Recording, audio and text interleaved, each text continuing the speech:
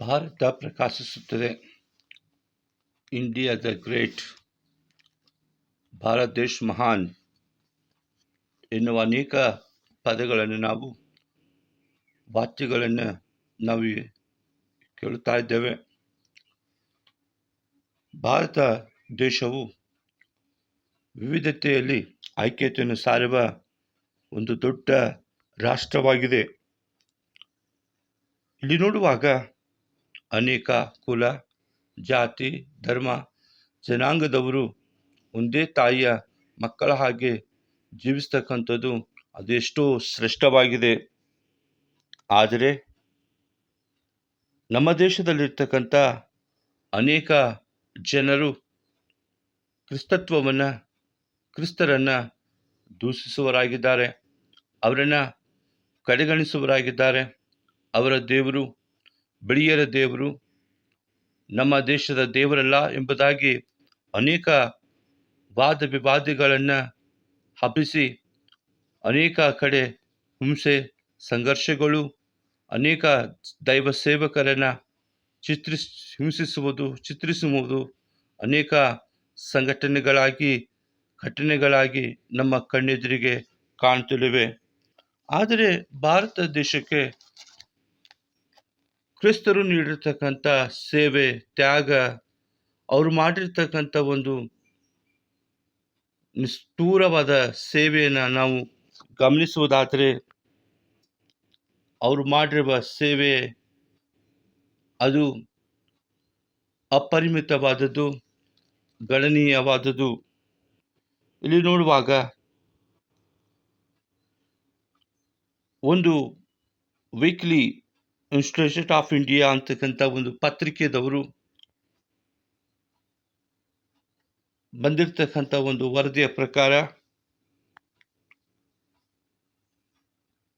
1969 December 28 ಸಮಯಕ್ಕೆ ಬಂದಿರತಕ್ಕಂಥ ಈ ಒಂದು ವರದಿಯು ಈ ಪ್ರಕಾರವಾಗಿ ಕ್ರಿಸ್ತರ ಒಂದು ಸೇವೆಯನ್ನು ಕುರಿತು, ಅವರು ಮಾಡಿರ್ತಕ್ಕಂಥ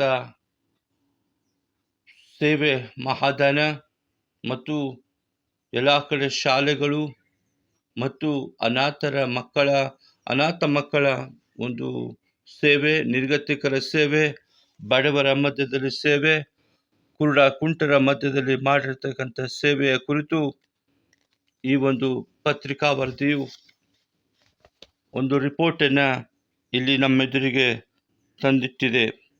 ಇಲ್ಲಿ ನೋಡುವಾಗ ಆ ಸಮಯದಲ್ಲಿ ಅಂದರೆ 1969ರಲ್ಲಿ ನಮ್ಮ ಭಾರತ ದೇಶದಲ್ಲಿ 150 ಕಾಲೇಜುಗಳು ಸ್ಥಾಪಿಸಲ್ಪಟ್ಟವು ಎಂಬುದಾಗಿ. ಎರಡನೇದಾಗಿ 2177 ಪ್ರಾಥಮಿಕ ಶಾಲೆಗಳು ನಿರ್ಮಿಸಲ್ಪಟ್ಟವು. ಮೂರನೇದಾಗಿ 245 ಟೆಕ್ನಿಕಲ್ ವಿದ್ಯಾಸಂಸ್ಥೆಗಳು ಸ್ಥಾಪಿಸಲ್ಪಟ್ಟವು. ನಾಲ್ಕನೇದಾಗಿ 155 ಶಿಕ್ಷಕರ ಟ್ರೈನಿಂಗ್ ಸಂಸ್ಥೆಗಳು ಸ್ಥಾಪಿಸಲ್ಪಟ್ಟವು. ಐದನೇದಾಗಿ 620 ಆಸ್ಪತ್ರೆಗಳು ತೆರೆಯಲ್ಪಟ್ಟವು. ಆರನೇದಾಗಿ 670 ಪ್ರಪ್ರಥಮ ಚಿಕಿತ್ಸೆಯ ಕೇಂದ್ರಗಳು ಆರಂಭಗೊಂಡವು. ಏಳನೇದಾಗಿ 86 ಕುಷ್ಠರೋಗಗಳ ಕೇಂದ್ರಗಳು ಪ್ರಾರಂಭಿಸಲ್ಪಟ್ಟವು. 713 ಅನಾಥ ಆಶ್ರಮಗಳು ನಿರ್ಮಿಸಲ್ಪಟ್ಟವು.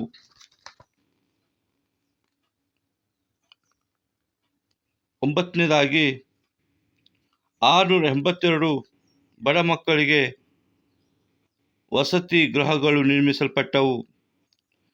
10ನೇದಾಗಿ 27 ಕೈಗಾರಿಕಾ ಉದ್ಯಮಗಳು ಪ್ರಾರಂಭಗೊಂಡವು.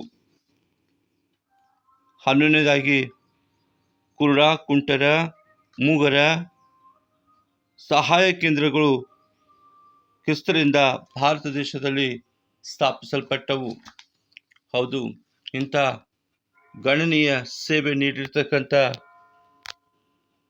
ಕ್ರಿಸ್ತತ್ವವು ಭಾರತ ದೇಶದಲ್ಲಿ ಅಕ್ಷರ ಜ್ಞಾನ,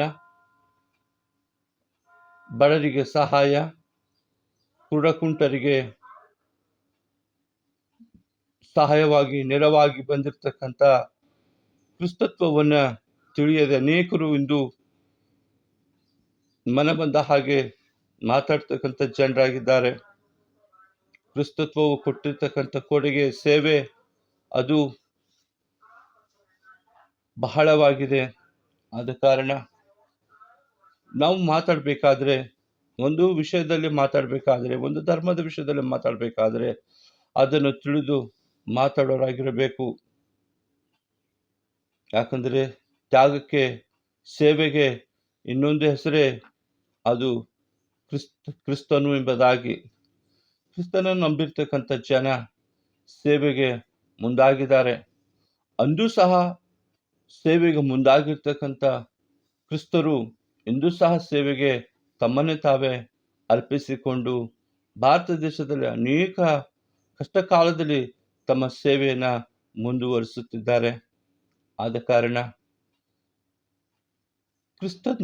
ಕ್ರಿಸ್ತತ್ವವು ಮಾಡಿರ್ತಕ್ಕಂಥ ಗಣನೀಯ ಸೇವೆಯನ್ನು ತಾವು ಅರಿತವರಾಗಿರಬೇಕೆಂಬುದೇ ನಮ್ಮ ಒಂದು ಮನದಾಳದ